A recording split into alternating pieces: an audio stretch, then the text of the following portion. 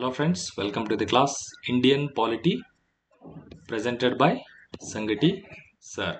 This is a Telegram channel, YouTube channel, Instagram and ಒಂದು app ಕೂಡ ಇದೆ play ಸ್ಟೋರಲ್ಲಿ ನೀವು ಡೌನ್ಲೋಡ್ ಮಾಡ್ಕೋಬಹುದು. ಸೊ ನಾವು ಪ್ರೀವಿಯಸ್ ವಿಡಿಯೋಗಳಲ್ಲಿ ಏನು ನೋಡ್ತಾ ಇದ್ವಿ, ಮಲ್ಟಿಪಲ್ ಚಾಯ್ಸ್ ಕ್ವೆಶನ್ಗಳ ಮೂಲಕ ಇಂಡಿಯನ್ ಪಾಲಿಟಿಯನ್ನು ಕವರ್ ಮಾಡ್ತಾ ಇದ್ದೀವಿ ಸ್ನೇಹಿತರೆ. 74ನೇ ಸಾಂವಿಧಾನಿಕ ತಿದ್ದುಪಡಿ ಮಸೂದೆಯಲ್ಲಿ ಈ ಕೆಳಗಿನವುಗಳಲ್ಲಿ ಯಾವುದನ್ನು ಕಲ್ಪಿಸಲಾಗಿದೆ? 74ನೇ ತಿದ್ದುಪಡಿ ಮೂಲಕ ಯಾವುದನ್ನ ಕಲ್ಪಿಸಲಾಗಿದೆ? ಪುರಸಭೆ ರಚನೆ ಮತ್ತು ಸಂಯೋಜನೆ, ಪುರಸಭೆಯಲ್ಲಿ ಸಿಬ್ಬಂದಿ ವ್ಯವಸ್ಥೆ ಯಾವ ರೀತಿ, ಪರ್ಸನಲ್ ಸಿಸ್ಟಮ್ ಹೆಂಗಿರ್ಬೇಕು ಅನ್ನೋದು, ಪುರಸಭೆಯ ಚುನಾಯಿತ ಸದಸ್ಯರು ಮತ್ತು ಅಧಿಕಾರಶಾಹಿ ನಡುವಿನ ಸಂಬಂಧಗಳ ಬಗ್ಗೆ 74ನೇ ಸಂವಿಧಾನದ ತಿದ್ದುಪಡಿಯಲ್ಲಿ ಹೇಳಲಾಗಿದೆ ಅಂತ ಹೇಳ್ತಾರೆ, ಅಥವಾ ಎಲ್ಲವೂ ಸರಿಯಾಗಿದೆ? ಇದರಲ್ಲಿ ಯಾವುದು ಸರಿಯಾದ ಉತ್ತರ ಸ್ನೇಹಿತರೆ? ಪಾಸ್ ಮಾಡಿ ಆನ್ಸರ್ ಮಾಡ್ಬೋದಾ? ಎಸ್, ಪುರಸಭೆ ರಚನೆ ಮತ್ತು ಸಂಯೋಜನೆ ಬ್ರಾಡ್ ಆಗಿ ಹೇಳುತ್ತೆ, ಮತ್ತೆ ಇನ್ ಡೀಟೇಲ್ ಆಗಿ ಅದರೊಳಗಿರುವಂಥದ್ದು ಆಯಾ ಸ್ಟೇಟ್ಗಳು ಅದನ್ನು ರೂಲ್ಸ್ ಅಂಡ್ ರೆಗ್ಯುಲೇಷನ್ ಮಾಡ್ಕೊಂಡಿರ್ತಾವೆ. ಬಟ್ ಮೇನ್ ಇರೋದು ಪುರಸಭೆ ರಚನೆ ಮತ್ತು ಸಂಯೋಜನೆ ಬಗ್ಗೆ 74ನೇ ಸಂವಿಧಾನ ತಿದ್ದುಪಡಿ ಹೇಳುತ್ತೆ. 73ನೇದು ಯಾವ್ದು ಹೇಳುತ್ತೆ? ತುಂಬಾ ಸಿಂಪಲ್, ನಿಮ್ಗೆ ಗೊತ್ತಿರುವಂಥದ್ದು ಹೇಳಿ ನೋಡೋಣ, ಕಮೆಂಟ್ ಮಾಡಿ. ಆಡಳಿತಾತ್ಮಕ ನ್ಯಾಯಮಂಡಳಿಗಳನ್ನು ಸಂಯೋಜಿಸಲು, ಅಡ್ಮಿನಿಸ್ಟ್ರೇಟಿವ್ ಟ್ರಿಬ್ಯುನಲ್ ಅಂತೀವಲ್ಲ, ಸಂವಿಧಾನದಲ್ಲಿ ಈ ಕೆಳಗಿನ ಯಾವ ತಿದ್ದುಪಡಿ ಕಾಯ್ದೆಗಳಲ್ಲಿ 2 ವಿಧಿಗಳನ್ನ ಸೇರಿಸಲಾಗಿದೆ?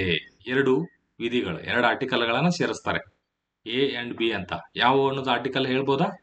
ಈಗ ಫಸ್ಟ್ ತಿದ್ದುಪಡಿ ನೋಡೋಣ. ಆಡಳಿತಾತ್ಮಕ ನ್ಯಾಯಮಂಡಳಿ, ಅಡ್ಮಿನಿಸ್ಟ್ರೇಟಿವ್ ಟ್ರಿಬ್ಯುನಲ್ ಯಾವ್ದದು?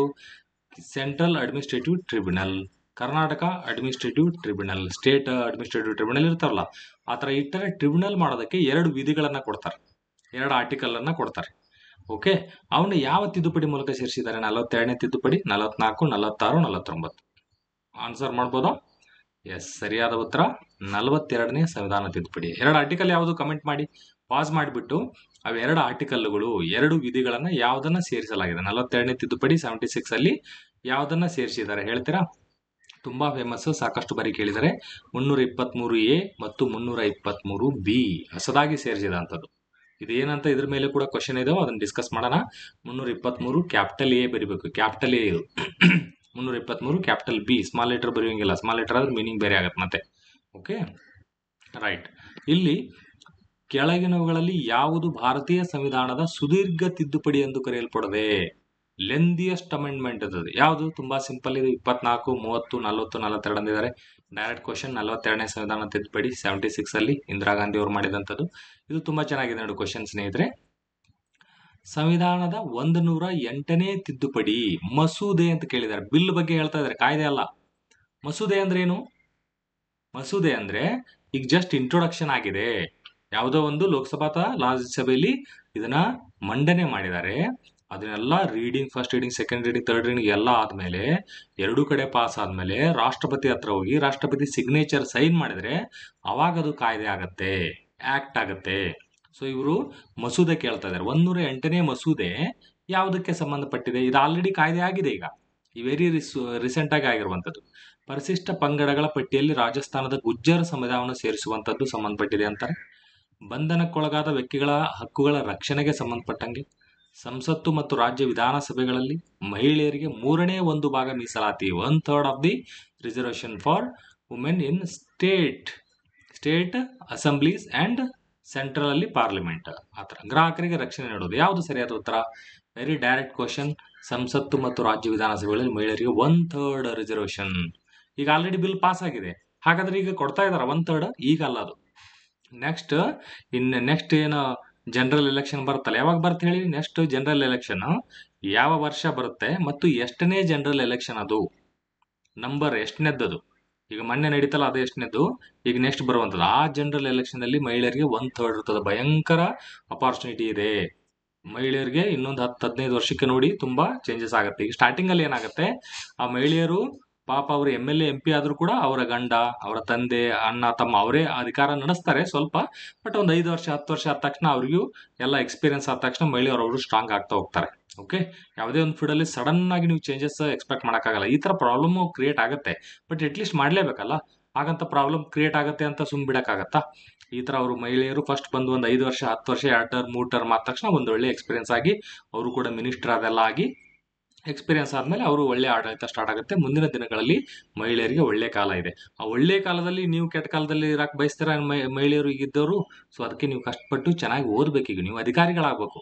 ಅಲ್ಲಿ ಮುಂದೆ ಬಾಸ್ ಮಿನಿಸ್ಟರ್ ಆಗೋರು ನಿಮ್ಮ ಮೇಡಮ್ಗಳೇ ಬರ್ತಾರೆ. ಇಬ್ಬರು ಸೇರಿ ಕೂತ್ಕೊಂಡು ನೀವು ಯಾವ ಸೀರೆ ತಗೊಂಡ್ರಿ, ನೀವು ಯಾವ ಬಂಗಾರ ತಗೊಂಡ್ರಿ ಕತೆ ಹೇಳ್ಬೋದು ನೀವು ಅಲ್ಲಿ ಮುಂದೆ ಆಫೀಸಲ್ಲಿ ಹೋದಾಗ. ಅಂದ್ರೆ ಪೂರ್ತಿ ದಿನ ಕತೆ ಅಲ್ಲ, ಲಾಸ್ಟ್ ಟೈಮಲ್ಲಿ ಟೀ ಕುಡಿಯೋಂಥ ಟೈಮಲ್ಲಿ ಮೇಡಮೇ ಇದ್ದಾಗ ನಿಮ್ಗೆ ಈಜಿ ಆಗ್ತದೆ. ಅವರೆಲ್ಲ ಮಿನಿಸ್ಟರ್ಗಳ ಮುಂದೆ ಅವರೇ ಬರ್ತಾರೆ ನಿಮಗೆ. ಅದಕ್ಕೆ ಲೇಡೀಸ್ ನಿಮ್ಗೆ ಒಳ್ಳೆ ರಿಸರ್ವೇಷನ್ ಇದೆ ಸ್ನೇಹಿತರೆ. ಕಷ್ಟಪಟ್ಟು ಚೆನ್ನಾಗಿ ಸ್ವಲ್ಪ ಓದಿ, ಯಾವುದೇ ರೀತಿ ಮೈಂಡ್ ಡೈವರ್ಟ್ ಮಾಡ್ಕೋಬಾರ್ದು. ನೀಟಾಗಿ ಎಲ್ಲ ಓದಿ. ಇದಿಷ್ಟು ನಾ ಏನು ಹೇಳ್ತಾ ಇದ್ದೀನಿ ಅಷ್ಟು ಫಾಲೋ ಮಾಡಿದ್ರು ಮೋರ್ ದೆನ್ ಸಫಿಷಿಯಂಟ್ ಆಗುತ್ತೆ. ಆಲ್ಮೋಸ್ಟ್ ಎಲ್ಲ ಎಕ್ಸಾಮ್ ಪಾಸ್ ಆಗ್ಬೋದು. ಚೆನ್ನಾಗಿ ನೋಟ್ಸ್ ಮಾಡ್ಕೊಳ್ಳಿ, ಅವ್ರನ್ನೆಲ್ಲ ಬರೆದ್ಬಿಟ್ಟು ಒಳ್ಳೆ ಒಂದು ಪೊಸಿಷನ್ಗೆ ಹೋದ್ರೆ ಅಂದರೆ ನಿಮ್ಮ ಲೈಫ್ ತುಂಬ ಚೆನ್ನಾಗಿರ್ತದೆ. ಫೈನಾನ್ಷಿಯಲ್ ಫ್ರೀಡಮ್ ನೀವು ತಗೊಳ್ಳಿಲ್ಲ ಅಂದರೆ ತುಂಬ ಕಷ್ಟ. ಫೈನಾನ್ಷಿಯಲ್ ಫ್ರೀಡಮ್ ಹೇಗೆ ಬರುತ್ತೆ ನಿಮಗೆ? ನೀವು ಜಾಬ್ ತೊಗೊಂಡ್ರೆ ಬರುತ್ತೆ. ಅದಕ್ಕೆ ಚೆನ್ನಾಗಿ ಓದಿ. ಮಹಿಳೆ ರಿಸರ್ವೇಷನ್ ಇರ್ತದೆ, ತುಂಬ ಕಡಿಮೆ ಮಾರ್ಕ್ಸ್ ಇರ್ತದೆ, ಆರಾಮಾಗಿ ಪಾಸ್ ಆಗ್ಬೋದು ನೀವು. ಭಾರತೀಯ ಸಂವಿಧಾನದ 14ನೇ ವಿಧಿಯ ಅಡಿಯಲ್ಲಿ ಸಾಕಾರಗೊಂಡಿರುವ ಕೆಳಗಿನ ಯಾವ ವಿಧಿಗಳ ಅಡಿಯಲ್ಲಿ ಕಾನೂನಿನ ನಿಯಮವನ್ನು ತಿದ್ದುಪಡಿ ಮಾಡಬಹುದು? ರೂಲ್ ಆಫ್ ಲಾ ಅಂತ ಇಲ್ಲ ಸ್ನೇಹಿತರೆ, ಆರ್ಟಿಕಲ್ 14ರಲ್ಲಿ ರೂಲ್ ಆಫ್ ಲಾ ಅಂತ ಕರಿತೀವಿ. ಓಕೆ, ಈ ರೂಲ್ ಆಫ್ ಲಾ ಅನ್ನ ಅದನ್ನೇ ಚೇಂಜ್ ಮಾಡ್ಬೇಕಂತ ಅನಿಸ್ತಪ್ಪ ಅಂದ್ರೆ ನಮ್ದು ಹೇಗೆ ತಿದ್ದುಪಡಿ ಮಾಡ್ತೀರಿ? ರೂಲ್ ಆಫ್ ಲಾ ಅನ್ನ ಯಾವ ಒಂದು ಆರ್ಟಿಕಲ್ ಮೂಲಕ ತಿದ್ದುಪಡಿ ಮಾಡಬಹುದು? ಸಂವಿಧಾನ ತಿದ್ದುಪಡಿ ಯಾವ ಆರ್ಟಿಕಲ್ ಹೇಳ್ತೀವಿ? ಆಪ್ಷನ್ 354, 58, 360, 368. ಇದು ಡೈರೆಕ್ಟ್ ವಿಧಿ 368 ಸ್ನೇಹಿತರೆ. ಡೈರೆಕ್ಟ್ ಆನ್ಸರ್ ಇದೆ. 360 ಸಂವಿಧಾನ ತಿದ್ದುಪಡಿಗೆ ಆರ್ಟಿಕಲ್ ಅಲ್ವಾ? ಸೊ ಇಂಥವೆಲ್ಲ ಅದರ ಮೂಲಕನೇ ಮಾಡುವಂಥದ್ದು. ನೆನಪಿರ್ಲಿ, ಇವೆಲ್ಲ ಚೇಂಜ್ ಆಗಬಾರ್ದು. ಇಂಥವೆಲ್ಲ ಈಸಿ ಕ್ವಶನ್ ಇವೆಲ್ಲ. ಆರ್ಟಿಕಲ್ 368ರಲ್ಲಿ ಸೂಚಿಸಿರುವಂತೆ ತಿದ್ದುಪಡಿಯ ಕಾರ್ಯವಿಧಾನದ ವ್ಯಾಪ್ತಿಯಿಂದ ಕೆಳಗಿನ ವಿಧಿಯಲ್ಲಿ ಯಾವುದು ನಿರ್ದಿಷ್ಟವಾಗಿ ಹೊರಗಿಲ್ಪಟ್ಟಿದೆ? ಚೆನ್ನಾಗಿದೆ ಕ್ವಶನ್ ಇದು. ಆರ್ಟಿಕಲ್ 368ನೇ ತಿದ್ದುಪಡಿ ಮೂಲಕ, ಆ ಪ್ರೊಸೀಜರ್ ಮೂಲಕ ಸಂವಿಧಾನವನ್ನು ತಿದ್ದುಪಡಿ ಮಾಡಬಹುದು ಅಂತ ಹೇಳಿದೀವಿ. ಬಟ್ ಅದರಲ್ಲಿ ಒಂದು ಪಾಯಿಂಟ್ ಅನ್ನ ಹೊರಗಿಟ್ಟಿದ್ದಾರೆ, ಈ ವ್ಯಾಪ್ತಿಯಿಂದ ಹೊರಗಿಟ್ಟಿದ್ದಾರೆ. ಯಾವ್ದದು ಹೇಳ್ಬೋದಾ? 54, 154, 169, 214. ಪಾಸ್ ಮಾಡಿ ಆನ್ಸರ್ ಮಾಡಿ. ಸರಿಯಾದ ಉತ್ತರ 169. 169 ಏನೇನು ಹೇಳುತ್ತೆ ಸ್ನೇಹಿತರೆ? ಇದು ಪಾರ್ಲಿಮೆಂಟ್ ಏನೋ ಒಂದು ವಿಷಯವನ್ನ, ಯಾವುದೋ ಒಂದು ಸಂಸ್ಥೆಯನ್ನ ಕ್ರಿಯೇಟ್ ಮಾಡೋದು ಅಥವಾ ಅಬಾಲಿಷ್ ಮಾಡೋದ್ರ ಬಗ್ಗೆ ಹೇಳುತ್ತೆ. ಯಾವುದದು ಸಂಸ್ಥೆ ಹೇಳಿ, ಕಮೆಂಟ್ ಮಾಡಿ. ಯಾವುದೋ ಒಂದು ಸಂಸ್ಥೆಯನ್ನ ಕ್ರಿಯೇಟ್ ಆದ್ರೂ ಮಾಡ್ಬೋದು ಅಥವಾ ಅಬಾಲಿಷ್, ಅದನ್ನ ಹೊಸದಾಗಿ ಸೃಷ್ಟಿಸಬಹುದು ಅಥವಾ ರದ್ದುಪಡಿಸಬಹುದು. ಯಾವ್ದದು? ಯಾವ್ದ್ರ ಬಗ್ಗೆ ಮಾತಾಡ್ತಾ ಇದೀವಿ ನಾವು? ಈ ತರ ಸ್ವಲ್ಪ ಐಡಿಯಾ ಇರಲಿ. ಬ್ಲೈಂಡ್ ಆಗಿ ಸುಮ್ಮನೆ ಬಯಟ್ ಹಾಕಂತ ಹೋದ್ರೆ ವರ್ಕೌಟ್ ಆಗಲ್ಲ. ನೀವು ಸ್ವಲ್ಪ ಥಿಂಕಿಂಗ್ ಬೆಳೀಲಿ. ನಾನು ಹೇಳ್ತಾ ಇದ್ದಾಗ ನೀವು ಸ್ವಲ್ಪ ಇಂಟ್ರಾಕ್ಟ್ ಇರಲಿ. ಇದರಲ್ಲಿ ಕಮೆಂಟ್ ಸೆಕ್ಷನ್ ಅಲ್ಲೇ ಬರೀರಿ, ಅಥವಾ ನೀವು ಮನಸ್ಸಲ್ಲಾದ್ರೂ ಹೇಳ್ಕೊಳ್ಳಿ ಅದನ್ನ. ನಿಮ್ ಬರೆಯೋದು ಅಷ್ಟೊಂದು ಸ್ವಲ್ಪ ಲೇಜಿ ಏನಾದರೂ ಇದ್ರೆ ಯಾಕೆ ಬರೆಯೋದು ಬಿಡು, ಯಾರು ನೋಡ್ತಾರೆ ಆ ಥರ ಅನ್ನೋಂಗಿದ್ರೆ ಅಟ್ಲೀಸ್ಟ್ ಮೈಂಡ್ಸಲ್ಲಾದರೂ ವಿಚಾರ ಮಾಡಿ ಎದ್ರ ಬಗ್ಗೆ ಇರ್ಬೋದು ಅಂತ ಸ್ವಲ್ಪ ಸರ್ಚ್ ಮಾಡಿ. ಅವಾಗ ನಿಮ್ಗೆ ನೆನ್ಪುಳಿತದೆ ಜಾಸ್ತಿ. ಓಕೆ, ಸೊ ತುಂಬ ಚೆನ್ನಾಗಿದೆ ಈ ಥರ ಕ್ವಶನ್ಸ್ಗಳು. ಇದನ್ನ ಆನ್ಸರ್ ಮಾಡ್ತಾ ಹೋಗಿ ಸ್ನೇಹಿತರೆ. ರೈಟ್. ನಂತರದಲ್ಲಿ ಸಂವಿಧಾನದ ಈ ಕೆಳಗಿನ ಯಾವ ತಿದ್ದುಪಡಿ ಕಾಯ್ದೆಗಳಿಂದ 31C 31 ಕ್ಯಾಪಿಟಲ್ C ಕಲಂ ಅನ್ನು ಸಂವಿಧಾನದಲ್ಲಿ ಸೇರಿಸಲಾಗಿದೆ? ಇದು ತುಂಬಾ ಚೆನ್ನಾಗಿ ತುಂಬಾ ಸರ್ತಿ ಕೇಳಿದ್ದಾರೆ. ಯಾವ ತಿದ್ದುಪಡಿ ಸ್ನೇಹಿತರೆ? 22, 24, 25, 27. ಸರಿಯಾದ ಉತ್ತರ option C is the right answer. 25th constitution amendment ಮೂಲಕ 31C ಏನ್ ಹೇಳುತ್ತೆ? ಈಗ ಕೆಲವೊಂದು ಸಾಮಾಜಿಕವಾಗಿ ಹಿಂದುಳಿದಂತ ವರ್ಗಗಳಿಗೆ ಕೆಲವೊಂದು ಮೀಸಲಾತಿಗಳನ್ನ, ಕೆಲವೊಂದು ಸ್ಪೆಷಲ್ ಪ್ರೊವಿಷನ್ಸ್ ಅನ್ನ ಕೊಡಕ್ ಹೋಗ್ತಿರ್ತಾರೆ. ಕೊಡಕ್ ಹೋದಾಗ ಇಕ್ವಾಲಿಟಿ ಮಿಸ್ ಆಗ್ಬಿಡ್ತದೆ. ಸೊ ಆ ಇಕ್ವಾಲಿಟಿ ಮಿಸ್ ಆಗಬಾರ್ದು ಅಂತ ಅವೆಲ್ಲ ಪಾಯಿಂಟ್ಗಳಂತಂದು 31C ಯಲ್ಲಿ ಇಡ್ತಾ ಹೋಗ್ತಾರೆ. ಇವೆಲ್ಲ 31B ಕೂಡ ಇಂಪಾರ್ಟೆಂಟ್ ಇದೆ. 31C ಇವೆಲ್ಲ ಫಂಡಮೆಂಟಲ್ ರೈಟ್ಸ್ ಬಂದಾಗ ನೀಟಾಗಿ ಹೇಳ್ತೇನೆ ಅದನ್ನ. ಫಂಡಮೆಂಟಲ್ ರೈಟ್ಸ್ ಆರ್ಟಿಕಲ್ ಎಲ್ಲಿಂದ ಎಲ್ಲಿವರೆಗಿದೆ ಯಾರು ಹೇಳ್ತೀರಿ? 11ನೇ ಆರ್ಟಿಕಲ್ ಇಂದ 32ರವರೆಗೆ ಇದೆ. 12ರಿಂದ 32, 13ರಿಂದ 32, 12ರಿಂದ 35. ಎಲ್ಲಿಂದ ಎಲ್ಲಿವರೆಗಿದೆ ಹೇಳಿ ನೋಡೋಣ. ಫಂಡಮೆಂಟಲ್ ರೈಟ್ಸ್ ಆರ್ಟಿಕಲ್ ಎಲ್ಲಿಂದ ಎಲ್ಲಿವರೆಗಿದೆ? ಸೊ ಈ ರೀತಿ ಆನ್ಸರ್ ಮಾಡ್ತಾ ಹೋಗಿ. ಚೆನ್ನಾಗಿದೆ, ಈಜಿ ಇದೆ. ಸೊ ಇದೇ ರೀತಿ ನಾವು ಇನ್ನೂ ಕೂಡ ಹೆಚ್ಚಿನ ಕ್ವಶನ್ಸ್ಗಳನ್ನು ಸಾಲ್ವ್ ಮಾಡ್ತಾ ಇರ್ತೀನಿ. ಫಾಸ್ಟಾಗಿ ಕೇಳಿದ ಆನ್ಸರ್ ಮಾಡಿ, ಸ್ವಲ್ಪ ನೆನ್ಪಿಟ್ಕೊಳ್ಳಿ, ರಿವಿಷನ್ ಮಾಡಿ. ಮತ್ತೆ ಎಕ್ಸಾಮ್ ಹತ್ತ ಬಂದಾಗ ಮತ್ತೆ ಇವೆಲ್ಲ ಪಾಯಿಂಟ್ಗಳು ಮತ್ತೆ ರಿವಿಷನ್ ಮಾಡ್ತೇನೆ ನಾನು. ಸೊ ಅದಕ್ಕೆ ಈಗ ಒಂದ್ಸಲ ಓದಿ ಸ್ವಲ್ಪ ಬರೆದಿಟ್ಕೊಂಡು ಮತ್ತೆ ನೀವು ನೀಟಾಗಿ ಓದ್ಕೊಂಡಾದ್ರೆ ಆಗ ರಿವಿಷನ್ ಮಾಡಿದಾಗ ಮತ್ತೆ ಈಸಿ ಆಗುತ್ತೆ. ಎಕ್ಸಾಮಲ್ಲಿ ತುಂಬ ಯೂಸ್ ಆಗುತ್ತೆ. ಟೈಮ್ ವೇಸ್ಟ್ ಮಾಡಬೇಡಿ, ಟೈಮ್ ವಾಪಸ್ ಬರಲ್ಲ. ಅದೊಂದೇ ನೀವು ದುಡ್ಡು ಕಳ್ಕೊಂಡ್ರೆ ಮತ್ತೆ ಸಂಪಾದನೆ ಮಾಡೋದು. ಏನೋ ಒಂದು ಬಿಸ್ನೆಸ್ ಮಾಡಿ, ಏನೋ ಒಂದು ನಿಮ್ಮ ಟ್ಯಾಲೆಂಟಿಂದ ದುಡ್ಡು ಸಂಪಾದನೆ ಮಾಡಬಹುದು, ಬಟ್ ಟೈಮ್ ವಾಪಸ್ ಬರೋದಲ್ಲ. ನೀಟಾಗಿ ಯೂಸ್ ಮಾಡ್ಕೊಳ್ಳಿ ಸ್ನೇಹಿತರೆ. ಅನ್ನೆಸೆಸರಿ ಇವೆಲ್ಲ ಮೊಬೈಲಿಂದ ನೀವು ಬರೀ ರೀಲ್ಸ್ ನೋಡಿದೆ ಅದೆಲ್ಲ ಏನು ಬರ್ತದೆ ನಿಮ್ಗೆ? ಅಟ್ಲೀಸ್ಟ್ ಇಂಥ ಕ್ಲಾಸ್ಗಳನ್ನು ನೋಡಿದ್ರೆ ನಿಮ್ಗೆ ನಾಲೆಜ್ ಬಂದು ಎಕ್ಸಾಮ್ ಪಾಸ್ ಆಗಿ ನಿಮಗೆ ಒಳ್ಳೆ ಪೇಮೆಂಟ್ ಬರ್ತದೆ. ನಿಮ್ಮ ತಂದೆ ತಾಯಿ ಅಥವಾ ನಿಮ್ಗೆ ಯಾರಿಗೆ ಇಷ್ಟ ಆದವ್ರಿಗೆ ಅವ್ರ ಲೈಫನ್ನು ಚೆನ್ನಾಗಿ ನೋಡ್ಕೋಬೋದು ತಾನೆ. ಅದು ಸುಮ್ಮನೆ ಕನಸು ಕನ್ಕೊಂತ ಕುಂದ್ರಬಾರ್ದು, ಟೈಮ್ ವೇಸ್ಟ್ ಆಗಬಾರ್ದು. ಆ ರೀಲ್ಸ್ ನೋಡೋದ್ರಿಂದ ಅವ್ರು ಉದ್ಧಾರ ಆಗ್ತಾರೆ, ನಿಮ್ಗೆ ಏನೂ ಲಾಭ ಇಲ್ಲ. ಇದನ್ನ ನೋಡೋದ್ರಿಂದ ಏನಾಗುತ್ತೆ? ಇದನ್ನ ನೋಡೋದ್ರಿಂದ ನಮಗೂ ಲಾಭ ಇದೆ. ನಮಗೇನು ಲಾಭ ಇದೆ? ಈಗ ಎಷ್ಟೋ ಜನ ನೀವು ಅಕಸ್ಮಾತ್ ಪಾಸ್ ಆಗಿ ಚೆನ್ನಾಗಿ ನಾವು ನಿಮ್ಮಿಂದ ಆದ್ವಿ, ಪಾಸ್ ಆದ್ವಿ ಅಂತಂದ್ರೆ ನಮಗೂ ತುಂಬಾ ಖುಷಿ ಆಗುತ್ತೆ. ಯಾಕೆ ಇದರಿಂದ ಏನು ವ್ಯೂಸ್ ಇಂದ ಇಲ್ಲಿ ಮಾನಿಟೈಸೇಷನ್ ತುಂಬಾ ಕಡಿಮೆ. ಎಜುಕೇಶನ್ ಚಾನಲ್ಗಳಲ್ಲಿ ದುಡ್ಡು ಬರಲ್ಲ ಇದಕ್ಕೆ ಅಷ್ಟೊಂದು. ಬರೀ ಕಾಮಿಡಿ ಅಂತವಕ್ಕೆಲ್ಲ ತುಂಬಾ ಚೆನ್ನಾಗಿ ದುಡ್ಡು ಇರ್ತದೆ. ಇದು ಸುಮ್ ನಮ್ಮ ಸ್ಯಾಟಿಸ್ಫ್ಯಾಕ್ಷನ್ಗೆ ಈಗ ನಾವೇನೋ ಬೇರೆ ಕೆಲಸ ಮಾಡೋದು ಬಿಟ್ಟು ಇದನ್ನ ಯಾಕೆ ಹೇಳ್ತೇವೆ? ಎಷ್ಟೋ ಜನಕ್ಕೆ ಹೆಲ್ಪ್ ಆಗಲಿ ಅನ್ನೋ ಉದ್ದೇಶದಿಂದ. ಓಕೆ, ಇದು ನಾ ಹೇಳ್ತಾ ಇರುವಂಥ ಕಂಟೆಂಟ್ ನಿಮಗೆ ಇಷ್ಟ ಆದರೆ ಇದನ್ನ ಲೈಕ್ ಮಾಡಿ, ಸಬ್ಸ್ಕ್ರೈಬ್ ಮಾಡ್ತಾ ಇರಿ, ನಿಮ್ಮ ಸ್ನೇಹಿತರಿಗೆ ತಿಳಿಸಿ. ಜಾಸ್ತಿ ಜನ ಆದಷ್ಟು ಜಾಸ್ತಿ ಜನ ಸೇರೋದಕ್ಕೆ ಪ್ರಯತ್ನ ಮಾಡಿ ಸ್ನೇಹಿತರೆ. ಆಲ್ಮೋಸ್ಟ್ ನೆಕ್ಸ್ಟ್ ಇಯರ್ 2025 ಕಂಪ್ಲೀಟ್ ಆಗೋದ್ರೊಳಗೆ ಮಿನಿಮಮ್ 1,00,000 ಜನ ಆದರೂ ಸಬ್ಸ್ಕ್ರೈಬರ್ ಆಗಿರಬೇಕಂತ ಒಂದು ಗುರಿ ಇಟ್ಕೊಂಡಿದ್ದೀನಿ. ನೋಡೋಣ.